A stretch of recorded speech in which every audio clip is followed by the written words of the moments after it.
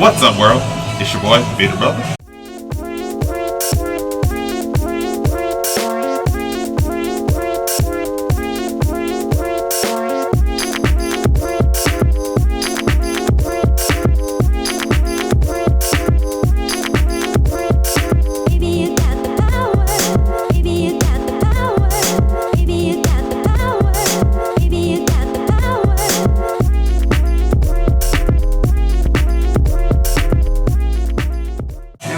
Another episode of the Beerded Tastings. As I told y'all before, my interviews are getting better, my guests are getting better, the content's getting better. So buckle up, grab your beer. You know the rules, but let's go into it. Sitting across from me, I got this wonderful lady. She's a director, writer, producer, got her own media company, and she wrote a book, all this stuff, and I'm pretty sure I missed some other dope stuff, but we'll probably get into it in the conversation. So enough hearing from me. Sitting across from me is Cortney. How you doing today, Cortney? I'm doing good. How are you? I can't complain. I get to drink beer, talk to good people, and learn something new about just producing visual artwork that I'm working on myself with my podcast, but you do it in a different way. And I'm sure just going from childhood, from making memories to making an impact, how did your childhood experiences shape your passion for storytelling? Man, my childhood experiences honestly has shaped it completely. Like, storytelling, like, when I was a child was my main thing. Like, even as, like, when I would go, like, on, like, family trips and stuff like that, Disney World or whatnot, I would always just be in front of the camera, or like, cause we had like, a little camcorder, right. Just going to like on family vacations and stuff like that. And my mom and dad, they would always encourage me. And then also like, what really started it and really like shaped it was really me, getting picked to be on like, the school announcements. Yeah. So they PA system. Yeah, exactly. But they had the camera in my school. And so basically I learned so much about like behind the scenes, the cameras being in production and everything like that. So I was picked to be the anchor of the school news, I was like in third grade. Yeah, and so that really just opened up my world, to be honest. Like that really set me on a path of like producing and wanting to be like in mass communications. Okay. Oh, that's awesome. Is that like kind of what you did in college and things like that? Yes. Honestly, that opened up everything, and then it followed from there. Like from middle school to high school to college, after college, and that was like, I realized that was my purpose. No, I love that. I'm glad you brought up purpose, because like purpose really falls a lot into like faith and your self-awareness. I know that's always a big thing in the creative world, is feeling like you belong, but able to have that purpose and that faith. How did that kind of shape your confidence and help you stay on top of your awareness in these spaces of filmmaking and production, things like that? I would say, honestly, like me, like my confidence, like in when it came to like producing and like filmmaking and everything like that, storytelling in itself, because it was placed within me at such a young age, and then my parents just like nurtured it. So like they was always giving me cameras, and they were always very encouraging, and so that helped me along. And then I just had faith in knowing that God like placed me to be able to be a storyteller, to tell people stories, because everybody has a story to tell. So yeah. No, I love that, and I can just tell the love behind that. And you guys know this is a beer podcast, so we can't go too deep into this conversation without at least taking a sip of one of the beers we have here. We're here at Jackalope Brewery here in the Wedgwood, Houston area. They're really it's a formerly woman-owned brewery that has different eclectic beers from light to the dark, but something very approachable, which we're going to start off with the Lovebird. It's a wheat beer with strawberries and raspberries in it. So it's going to have some nice fruitiness to it, nice little bready backbone back there, easy drinker, and especially it's a good beer for people that don't drink beer to kind of come into and learn that style. So you got a nice solid tartness. Yeah, so a little tartness, but it's pretty good. It's smooth. Oh, I like it. Actually, you can tell by my face. Yes. Like I like it. No, I always like the way when people see what they're gonna say. I was like, you just kind of sit like, right. What you gonna do? I'm telling you, show them my face. What you gonna say? But going back to like the love, and you thought about like your parents nurturing. It's you speak a lot of nurturing. Yes. How important is that for people to kind of have their parents in the corner right from the beginning? Because parents, selfishly, but not with no malintent at all, have kind of a path built for you. So all of a sudden they're like, oh, Cortney's going to be a doctor. She's going to do all this. You're like, I'm making films. Right. So, like, how important is that to have family and people in your corner to keep pushing you? Like, was that the first thing you looked for? Was that approval, or you're just like, I'm just going to do it? Then you realize what you need.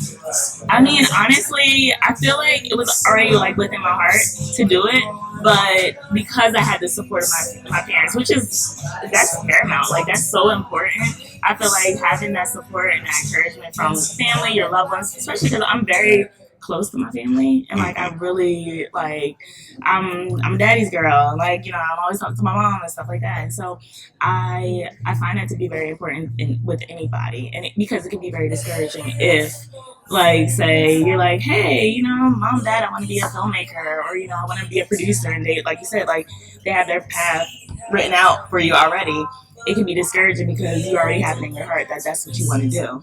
And then, like, you know, sometimes you want to be pleasing to your parents. Right. And so, as a child, definitely. So, I feel like it's very important. And so, like, for me, it was good to be able to have them on my side of, like, knowing that, like, I'm going to figure it out and, like, push forward in my purpose and what, you know, what I'm purposed to do here on Earth. So, yeah. No, I love that. And being in certain places definitely affect how you write, direct, produce, and getting to Nashville. I know that journey kind of plays into that. Can you talk about how, like, your journey to Nashville kind of forged your eye for what you wanted to do behind the camera and even in front of the camera? Yeah, I mean, being here in Nashville, honestly, I had no idea how much of a creative city Nashville was, and that opened up my world a lot when it came to like my documentary that I just finished up. Yeah, we're gonna get into that. So don't you worry. Okay. We'll get into that. But yeah, I mean, honestly, being here in Nashville, I've met so many people, I've been able to collaborate with so many different people, and that has opened up my world a lot. The documentary, as well as just like being able to like I said, telling people stories. And so, like, there's so many people who I've met where I'm able to tell their story through either, like, a series or, like, I'm writing scripts. And so, like, a lot of these scripts are being kind of cultivated because of being here in Nashville. Gotcha. No, I love it. Because, yeah, Nashville definitely gives you that. It's one of those cities. You just got to know where to look. Mm-hmm. Like, yeah, and who to talk to. Yeah. Right. Yeah. Once you figure that out, it's such a different world. Yeah. And Nashville almost becomes a completely different city. You know, who your favorite DJs are performing at, or your favorite artists, or where you get to see these like local documentaries, movies being made. Once you find that, like, Nashville is almost like a night and day difference of what's on paper versus looking in those little corners and those little pockets of the city. Yeah. Like myself, it's like I'm in the beer industry, and so it's always interesting when I bring someone in Black Nashville over here. I can tell you how many times people are like, know how many times I drove past this place and never even looked at it. I had not a clue. I was like, see, it's like now you got somebody in the space in this corner kind of like looking out for you where to go. So. Yeah, and that's another thing. I didn't realize that there was, you know, Black Nashville was a thing here in Nashville. Like, I had no idea. And so I saw so many people back at home, like from Delaware and like where I lived in Virginia. And they're like, really? And I'm like, yes. Like, I really want people to like paper is know. Black people's Atlanta. And so, I know. like, you hear that, you're like, Like, but also we're everywhere, but that's a whole different conversation for another day. Exactly, it is. We are everywhere, people. And kind of still sticking to your faith. I know it's big in your life, and it drove you to not only make a documentary. Let's talk about it. You wrote a freaking book. I can barely write my name without feeling with no confidence putting it out in the world. But you put a whole book about a very controversial topic, singleness and the ghetto-ness of it all. I wouldn't know. I'm married. I've been in a relationship for 6 years, so my player card has been put up and collecting dust in the deep corner. So, but I always hear about the mess and the disaster of the world. I see it. I just look at my wife like, we ain't going back out there. We'll figure this out. That's not. Like, I don't like that. So, but going into that, kind of just, what was that moment where you're just like, I gotta tell my story somehow. How do I do it? What was that like moment? Was it a bad day? Was it? I mean, honestly, it was just like, it was just placed on my heart. And I was just like, it was through, honestly, conversations. Like, I've had so many conversations with friends. I'm always that friend that people go to like, kind of, either vent or like ask like advice and stuff like that. And I realized like, and honestly, that book was like a 3-year process. And so like, I kind of put it down at first and then like picked it back up. But really, it was through conversations, and then like I really felt like God just placed it on my heart to write that book for people because so many people wanted to know like my experience, and, like how it was, like and how like being single, and like how I'm moving through it in a way where I'm still happy and still enjoying life, but a lot of people don't see it like that. They see it as like it's the ghetto, and that's why I named my book that. Anyways, is Single is Ghetto or Are We Blooming? But we're really blooming in that season, and that's a season of like where you're blooming into the best version of yourself, and God is like really pushing you to like jump out of your comfort zone and put you in place to be able to be with the best person that He has for you. So yeah, that book was like, it was on my heart heavy to really put it out there, put my journey out there, talk about like how much I've learned through my singleness, and how like God was just really just, like I said, blooming me into the best version of myself, and really how it prepared me to be in a great relationship that's leading to marriage. So, no, I love that. And you just kind of mentioned just like finding yourself blooming in your singleness. What are some tips from the book or just from yourself now, because you're with Jonathan, who I interviewed last week. Yeah. So, and just kind of like, what were some of the 3 things you kind of took from your singleness that you implemented to being with Jonathan? Are you still implementing those? How have those like tips changed now that you're in a relationship? First, some of the things that I would say was like self dates. I mean, like really loving on yourself. You have to love yourself before you love, anyone else. And so like really just loving on yourself, getting yourself flowers, I feel like a lot of, especially women in general, like we kind of wait for just the man to do, like we wait for somebody to come into our life to be able to like shower ourselves or have them shower us, but why not shower yourself? And so my biggest thing was like self dates and like being able to do things that I love doing, and just knowing that like the right guy would come along when I was just like having fun and just being able to enjoy myself, and like I said, loving on myself, loving who I was, but also there have been like some things that have changed where I still do. I love doing the same things that I've done, like even when I was single. Right. And then Jonathan, honestly, he just like compliments that because he loves doing those same things, and so, which is great. And so, but it's a lot of I did a lot of self-reflection. And even like in my relationship now, I still do self-reflection because like it's a whole different learning process when you're in a relationship. So yeah. No, I hope I answered that question right. that was perfect. I love that. You don't really stray, like there's no really huge difference. And kind of how have you, like, and kind of going into, of course, you don't really know because these are Jonathan stuff, but how have your book kind of manifests itself within you and him, and how has he learned from you? How have you learned from him, and keeping that balance in y'all's relationship, and y'all can still be you without having fear of rejection, abandonment, or condescension. You know what I mean? Yeah. Because like I learned to just be myself. Like I didn't have to like try to impress anybody. I was just like, no, I'm gonna be Courtney. And like I feel like during that my singleness season really helped me to really like love who Courtney was. And when getting into my relationship with Jonathan, it only magnified like that even more because he loved who I was too, my genuine self. So No, I love that for you. And so, like, kind of just someone picks up your book. Like, what 3 things do you hope they pull from your book once they put down? They read the last word in the epilogue or whatever. What do you hope 3 things people take away from your book?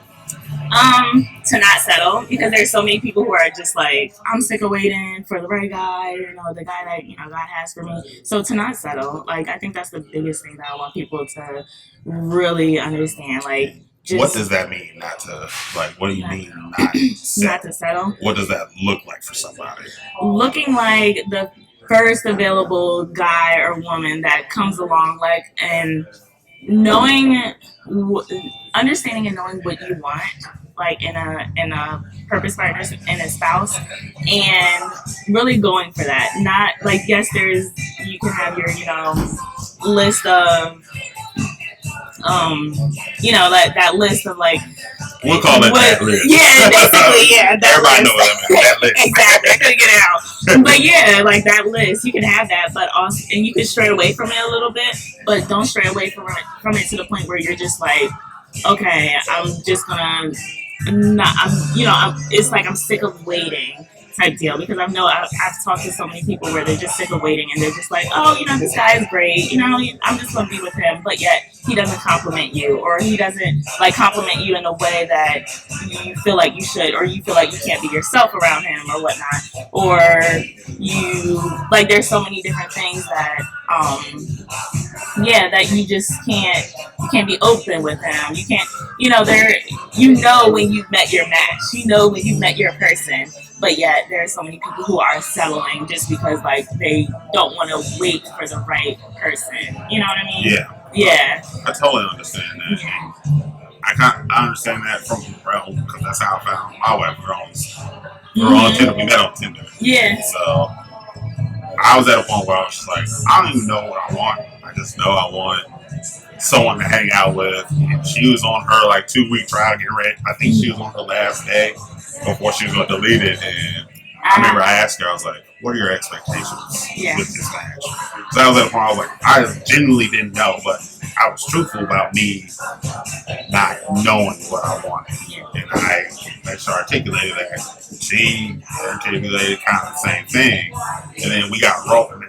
On my first date, we kind of just stayed together, but we were communicating. We said how we feel and how we wanted things to go. Mm-hmm. And that's what we genuinely wanted. So I kind of just hear little rumblings of that. It's just like knowing what you want and being more truthful rather than knowing. Because you can think you can know, but the truth is forever going to be the truth. No matter how you slice it, turn it, flip it, or reverse it. Shouts out to Missy Elliott. Exactly. But that's real though. Yeah, I know 100%. And that's what made our relationship, even though we got our ups and downs, it's easy in that way. Because I know I'm going through these things with this person to get better. Not stress, not to worry, even though like we do have those emotions, but it's still like if those go away, do I still want to be with this person? Right. Absolutely. Yeah. And so I kind of go into that.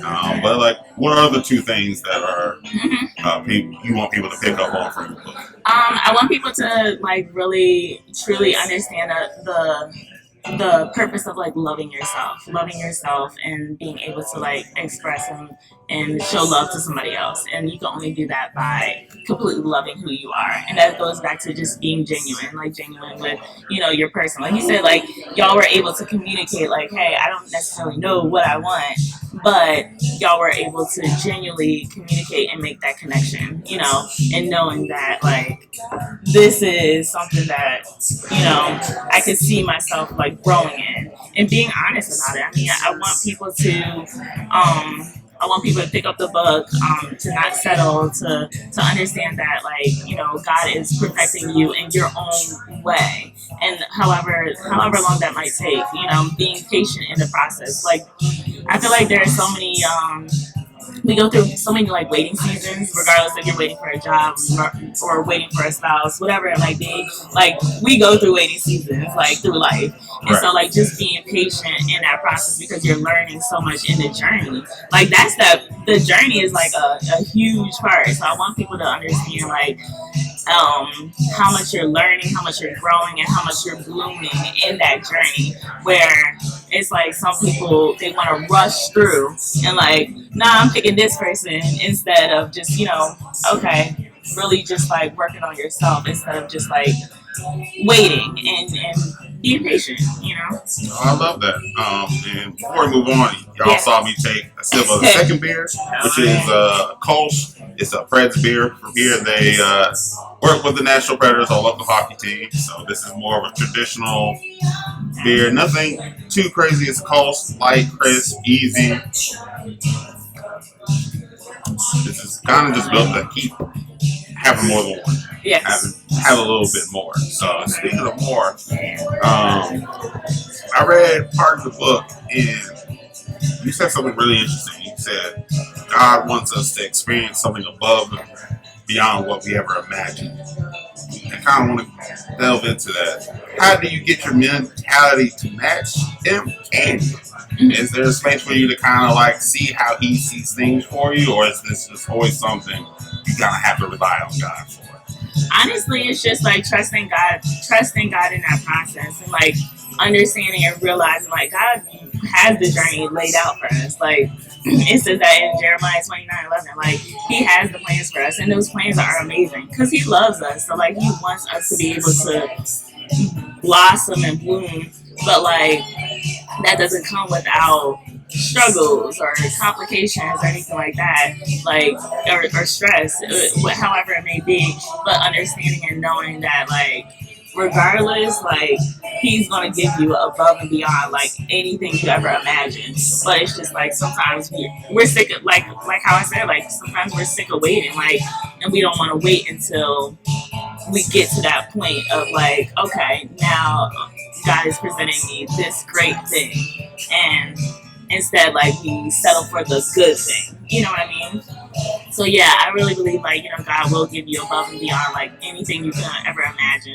But there's a process, and just being able to trust God, trust in His plan for your life, because His plans are better than our plans. Like, there are so many times where like I feel like we go and do like our own thing and like have our own plan, and it's like, okay, yeah, you may fail, you may succeed, but like when you're going with God's plan, is so much better than like what you even imagine. Like, you're like, dang, like, I really thought like my plan was good, but like this plan that God has, like, I didn't realize like it opened up so much more.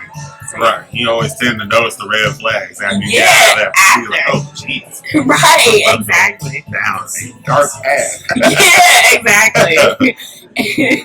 So yeah. You should wipe your brow a little bit. Right. Instead, just trusting God, trust that, he's never gonna lead you astray. He's never gonna like, leave you alone. But like, you may feel like it at times, but like, God's gonna really just like guide you into that path of like really experiencing the best for your life. And so that's what I meant by that quote in my book. No, I love that. So, we're kind of moving forward a little bit. Yeah. Not only do you write books, but also you kind of get behind the camera, and you've done work like Transparent Colors, which is a documentary that talks about the Black art world. What was the moment you knew this documentary needed to happen? Like, what happened? Were you at a party? Were you at an art show? Kind of. Yeah, so it was at an art show. It was actually multiple art shows. I didn't really, like I said, when I moved here, I did not realize, like, Nashville was this amazing creative city. Excuse me. And it was honestly, it was like astonishing to me. Like, I was shocked to see how many people were in the arts, how many black creatives there were here in Nashville. And so my biggest thing was like as I kept, meeting different people, going to different art shows, galleries, meeting artists. And I'm just like, wow, I was like, this is amazing. Like this is beautiful. Like nobody knows about this. I was just like, I need people to see what I'm seeing. And like not nobody knows. Nobody outside of Nashville knows. Some people who are even in Nashville don't even know. So it was just like I need people to see. Like even like I talked to a lot of people, back home in Delaware, and they're just like, really? Does Nashville have a black community? I was like, yes, it's a beautiful and it's a progressive black community here in Nashville, and I wanted to see it grow. And so like I know the only way for us to be able to get that artwork, get that the creative black scene out there is media. And that is what I do, storytelling. And so like that is really how it was like placed on my heart to do that. Gotcha. And when you're making documentaries or any kind of visual art, what comes first? Starting a film process or more of like what story you want to tell? Which one do you focus on the most? Or really, first at least. Really what story I want to tell. Like what is the main story of like what I want to say and how I want to like how I want to kind of like put it together and like what do I want people to see and like how I want it to be portrayed to others. Yeah. Okay, no, I love that. And being able to build on that black art, like what do you see this film doing for 5 years down from now, 10 years from now? How do you kind of see transparent colors kind of impacting that art and creative community? I mean, the goal is for it to really, because in the documentary it talks about like, the history along with the systematic challenges that like a lot of the black artists and creatives have here in Nashville. I want things to change. I want like a lot of the artists, they kind of openly talk about how there's not a lot of art programs here and stuff like that. I want it to be where like 5 years from now that changes. That's the difference because like artists and creatives have spoken up about it, about having, not having spaces and stuff like that. I want those spaces to be able to be here in Nashville because like, if people don't say anything about it, then it's just like, okay, nobody really knows. But like, because they were openly talking about it, like within the documentary, I want those things to change. And I want that to, for the black art scene, the black creative scene to really grow. So that's like my biggest thing. I want other people outside of the city of Nashville, outside of Tennessee, to know like how amazing the black art scene and the black creatives here are in Nashville. That's the biggest thing. I want it to be exposed. I want like people to understand and know like, okay, what's going on in Nashville besides country music.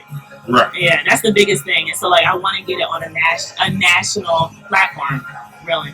Yeah, and we definitely need that in all our communities.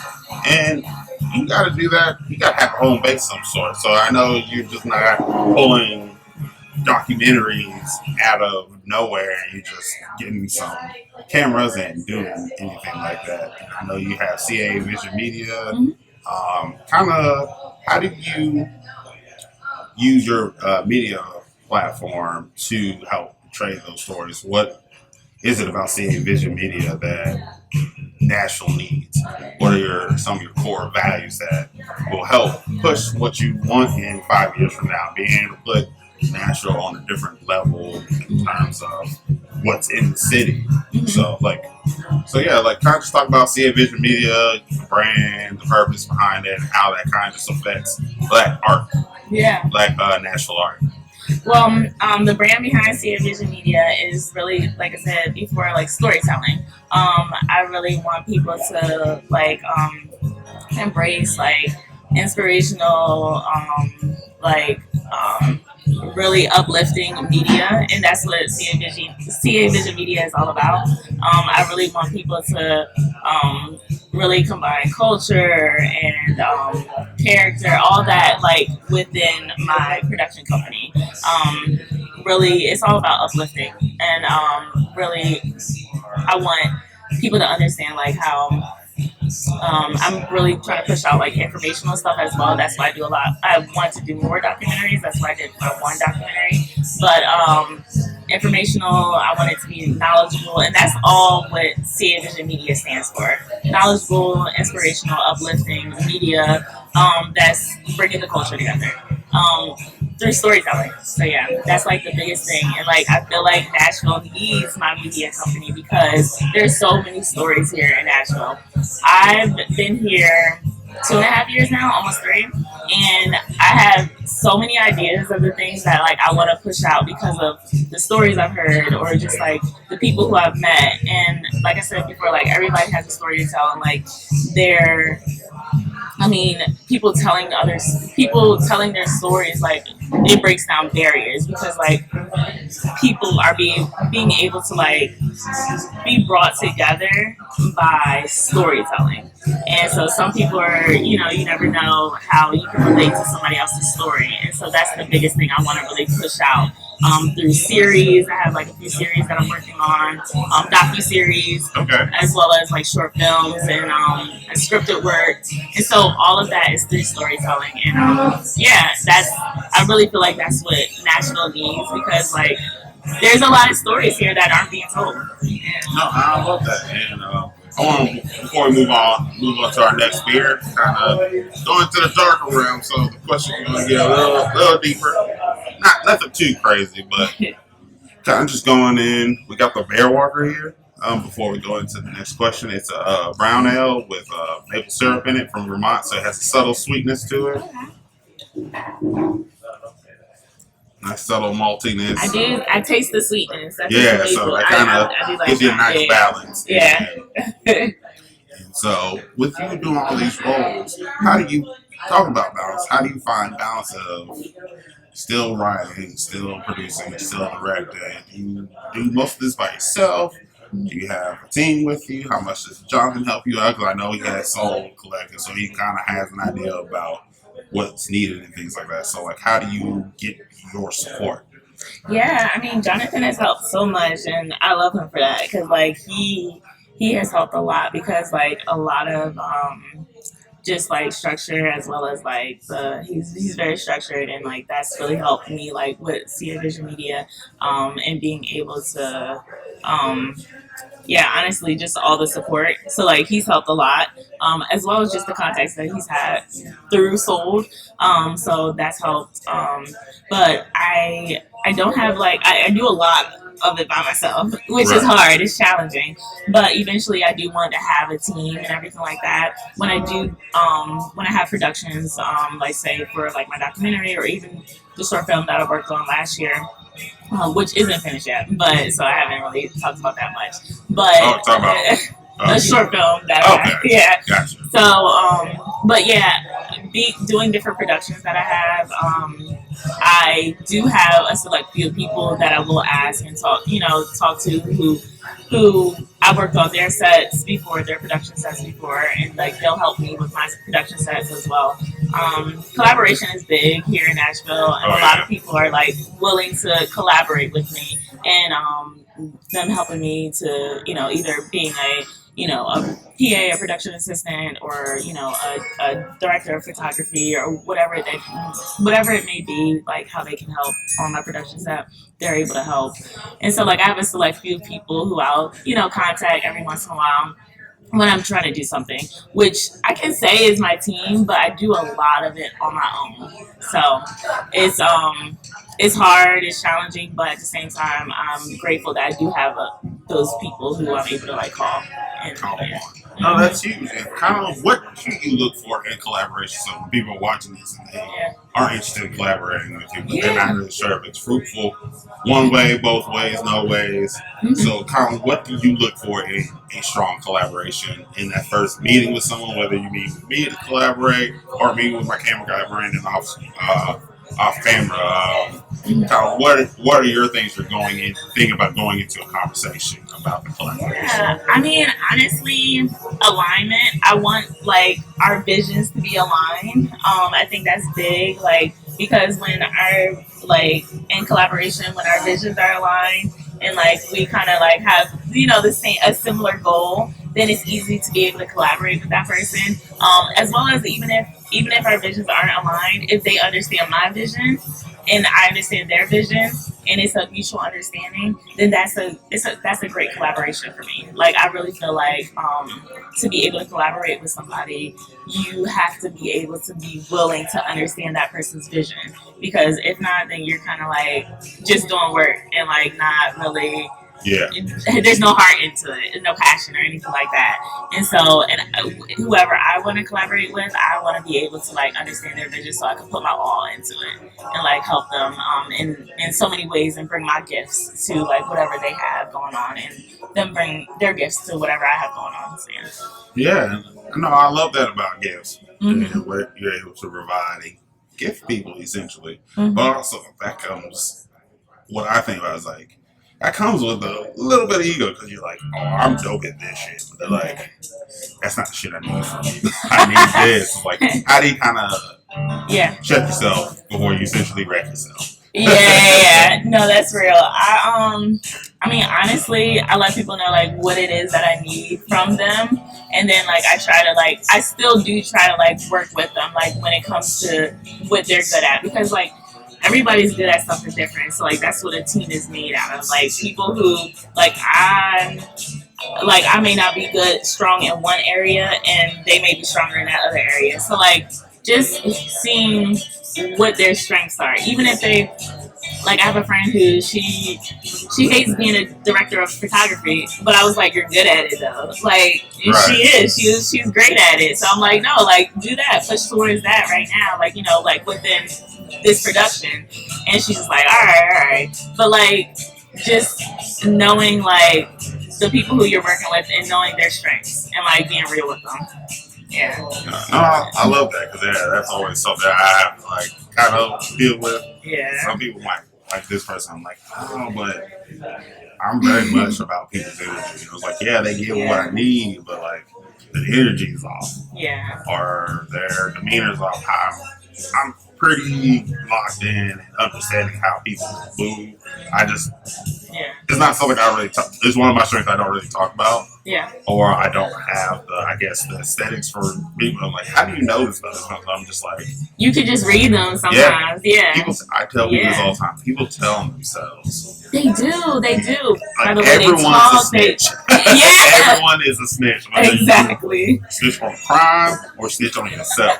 Like you always have a little like, yeah, you're good, but I didn't like how you said you talk about family. You're real dismissive, weird.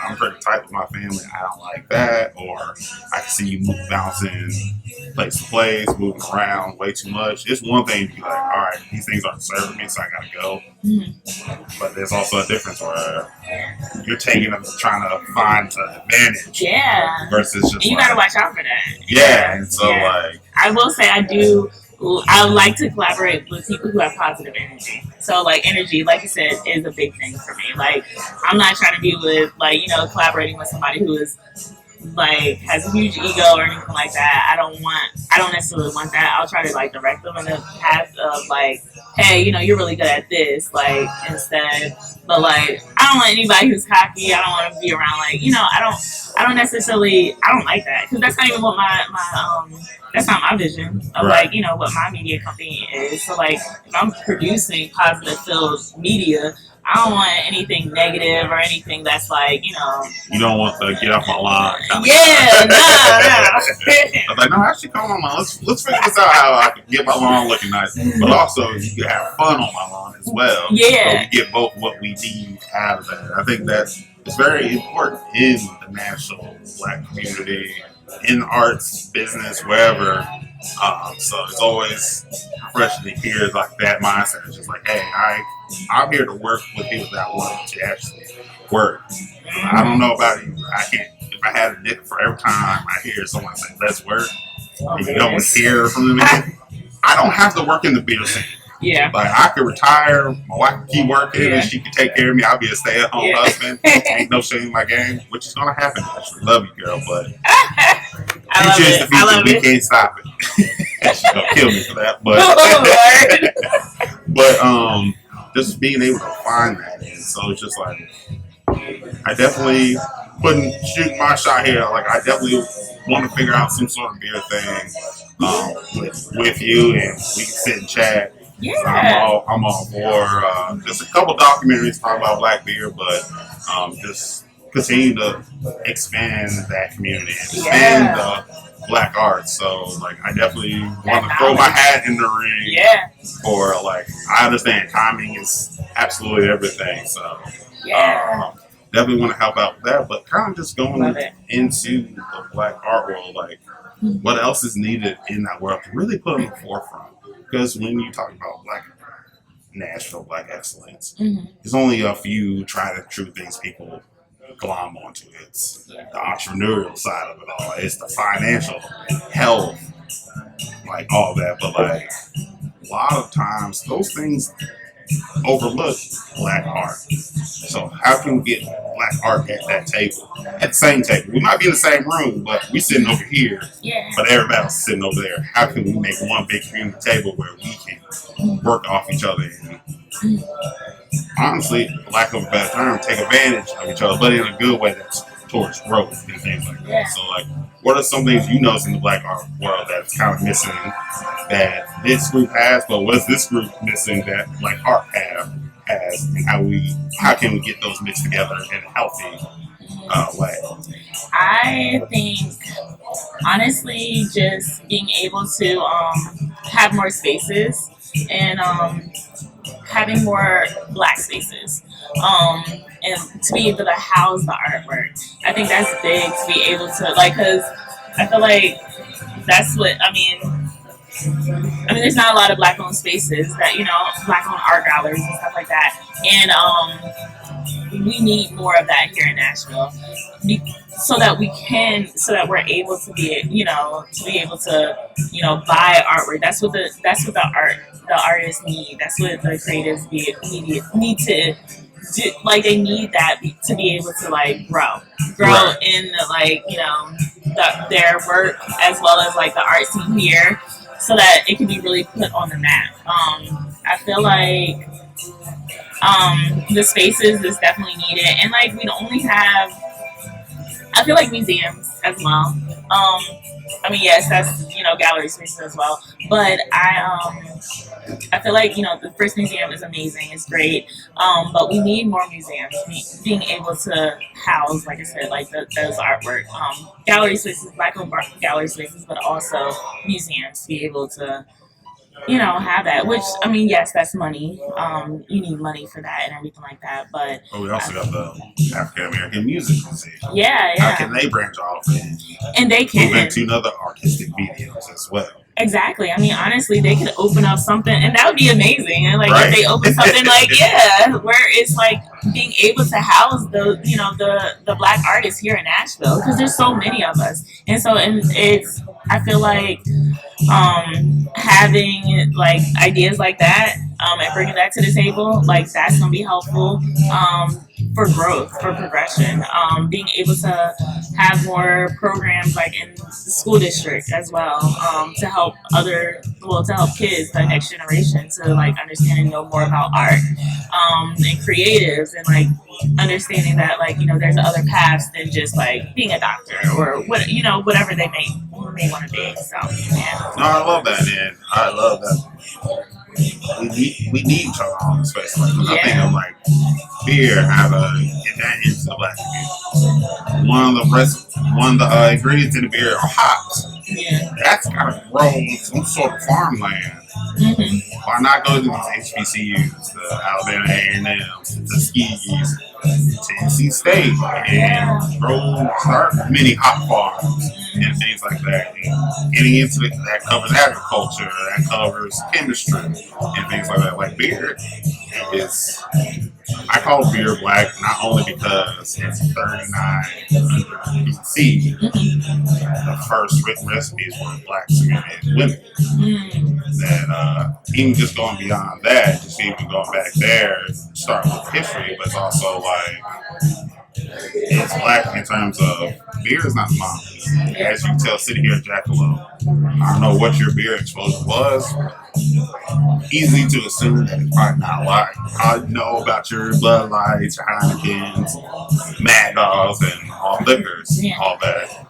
I grew up in Decatur, so John Vinica attests to it. Yeah. We didn't really have craft beer like that. If you did, I'd have been Blue Moon.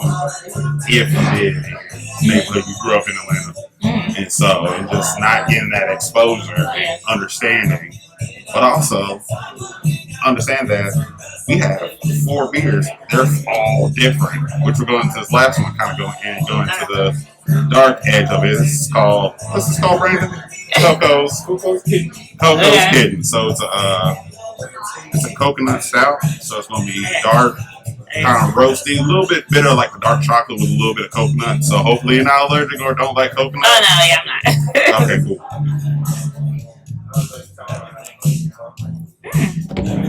It's not bad. Okay. Yeah, it's almost like an almond joy. So yeah.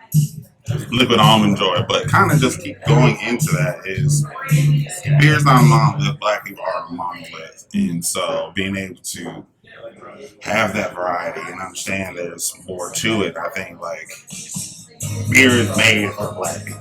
There's so much that goes into it. There's so much intricacy. There's so much chemistry. There's so much understanding you got to get out of it to get this thing to be good. Because one thing's off, the whole thing. When everything's hidden, it's going to hit even more. And so, like, I think of black people like that, like our community. When we're all together and we're all doing towards stuff saying, oh, beer is for you to enjoy. Sit with your friends, talk. And then if you don't have that, you maybe not able to sit with your friends the same way or have the same kind of conversations and things like that. And I think black people got to go into that space. So it's just a beautiful thing to see that someone's taking that time to show the beauty and be like, hey, look, the grass is greener over here, but doesn't mean you leave what's over there. Let's bring the greenness from us to you guys and vice versa. And so that kind of goes into my last question. But before I go to my last question, I call this last segment just like cheers, where I give flowers in the moment to people that I don't know how last time you received flowers from someone physically or verbally, but if you don't hear it again, the Bearded Brothers will let you know you did a fantastic job. I keep eye on social media, not in a creepy way, I promise.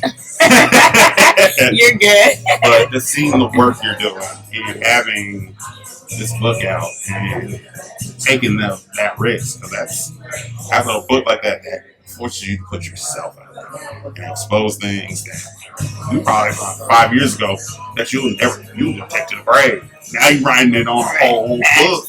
And Joe Schmo and I was reading about this Cortney girl in Nashville, about her time with this terrible date or this terrible exchange she's had. But then turn around and really put that work into, which one came first? Did the book come first or the documentary? The book, the book came first. So just like having that, being able to take that and you realizing that I can put myself out there. And I'm gonna be okay. I'm not gonna fall out or nothing. And then putting that into there to get people to pour into you. Such a beautiful thing, and it's how you work that. It's fantastic. It's definitely inspirational. Kind of keep pushing. And my writing is a little bit different from yours, but push me to write and be able to put that information out there, being able to do that for me and things like that. Thank you. So I definitely saw a post on Facebook. It was like, tag women that you look up to with no reason. You're one of those people on this for me. Just because the work you do and things like that. So I just want to say I appreciate you. Our Black art space appreciates you. People that don't appreciate you not will. And I firmly believe that's the work you're doing.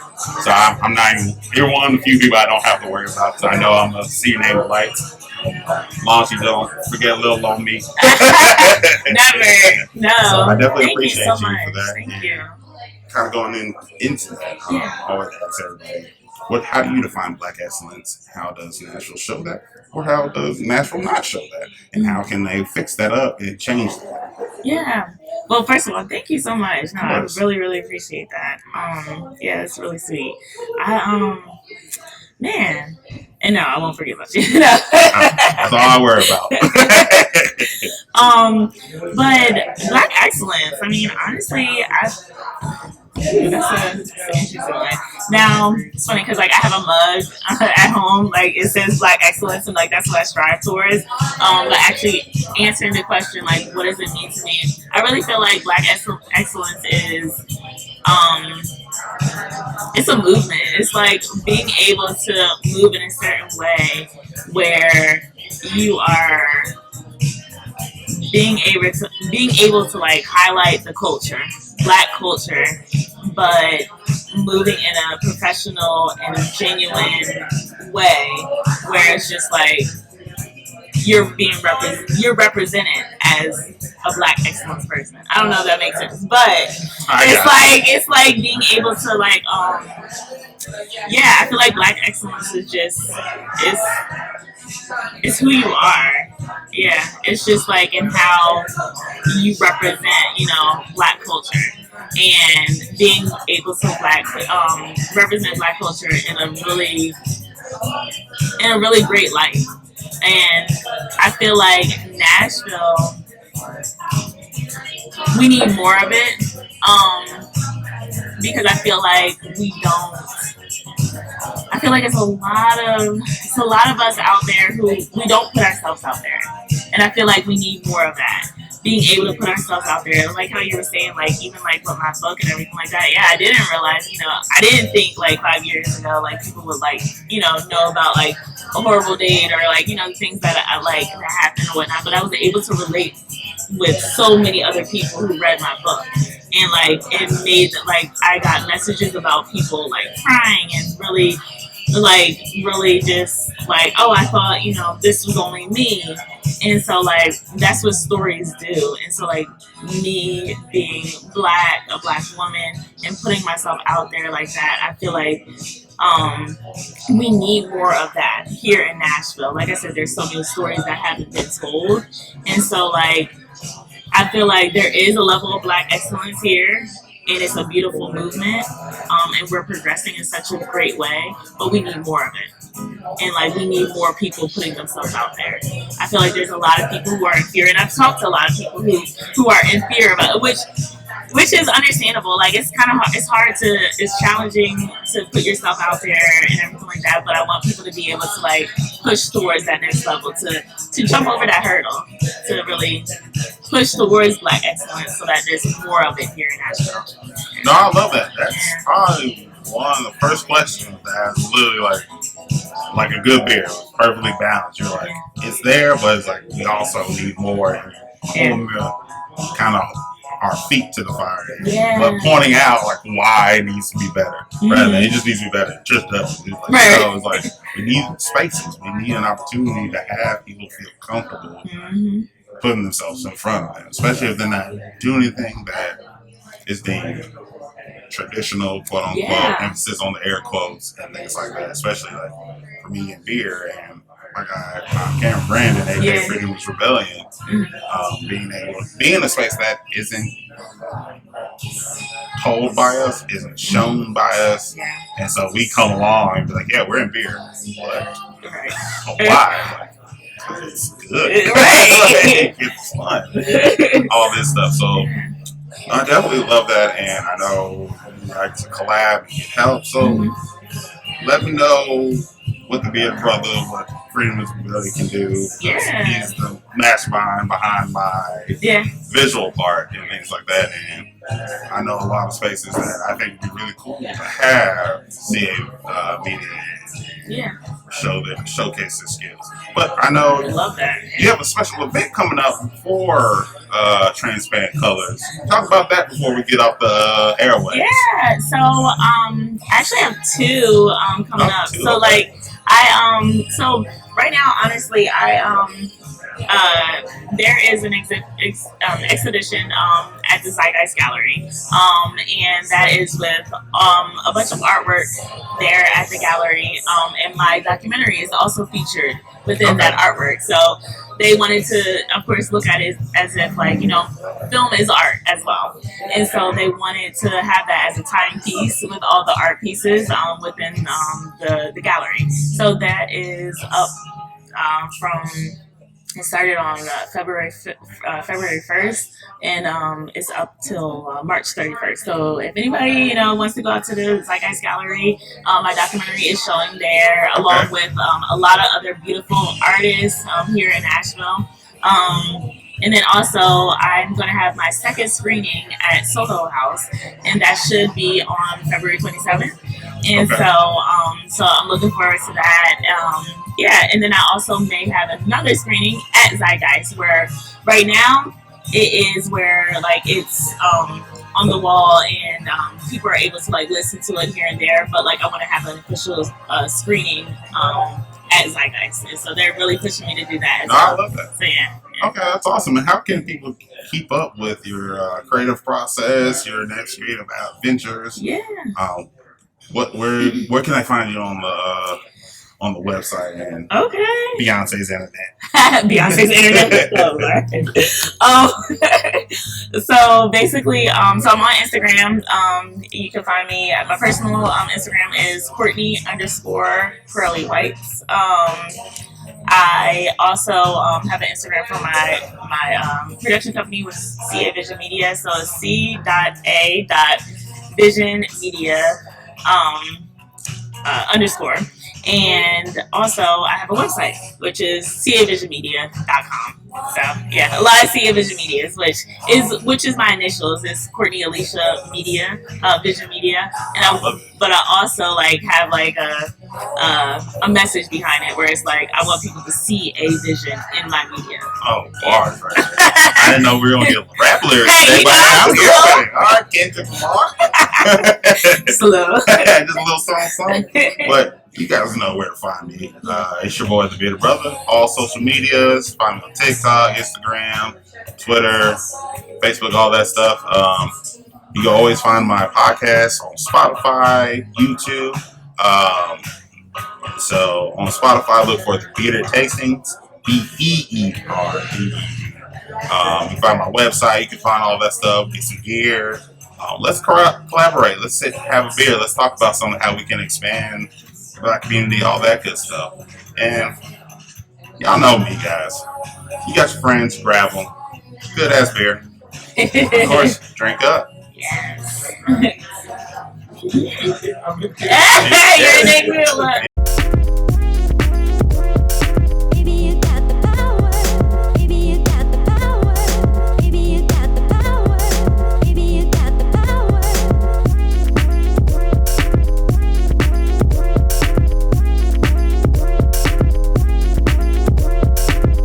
If you need good camera work, holler at Freedom is Rebellion. He does really dope stuff. If you need artwork, this dude can make a cartoon from a puddle of water. I've seen it happen. I am a witness. Like, I'm not making it up. So, all that good stuff. As always, y'all, appreciate it. Look out for the next episode and all that good stuff. And we'll see you soon. Cheers.